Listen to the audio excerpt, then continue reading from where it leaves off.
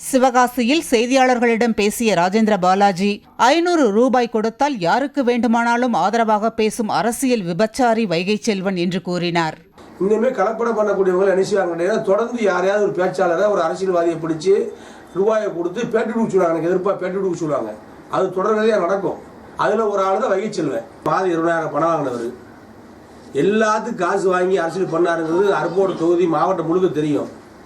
ரெண்டாவது அவர் 500 ரூபா பேச்சாளர். டோக்கன் கொடுத்து தான் ஓட்டே வாங்கினார், 3000 டோக்கன் கொடுத்து தான் ஓட்டு வாங்கினார். மொத்தத்தில் ஏமாத்து பேர் வழி. யாராவது ஒரு தனியார் பால் நிறுவனங்கள் வந்து அவர்கிட்ட பணத்தை கொடுத்து பேச சொல்லியிருப்பாங்க, அவர் பேசியிருக்காரு. அவர் பேசுறது எங்க மாவட்டத்தை பொறுத்த மட்டும் பெரிய இதே கிடையாது. அவர் ஒரு அரசியலில் விபச்சாரி.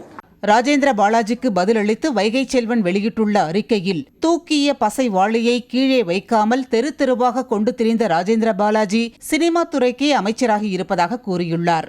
அமைச்சரானதை மறந்து இன்னும் போஸ்டர் ஒட்டியாகவே இருக்க ராஜேந்திர பாலாஜி நினைப்பதாக அவர் சாடியுள்ளார். எனவே சேற்றிடம் இருந்து சந்தனத்தை எதிர்பார்க்க முடியாது என்று ராஜேந்திர பாலாஜியை வைகை செல்வன் சேரு என்று விமர்சித்துள்ளார். அதிமுகவின் எஃகு கோட்டையாக இருந்த விருதுநகர் மாவட்டத்தை திமுகவிற்கு தாரை வார்த்தவர் ராஜேந்திர பாலாஜி என்றும் வைகை செல்வன் கூறியுள்ளார். தகுதியில்லாத ராஜேந்திர பாலாஜியுடன் சண்டையிட விரும்பாததால் அவரை மன்னித்து விடுவதாகவும் வைகை செல்வன் குறிப்பிட்டுள்ளார்.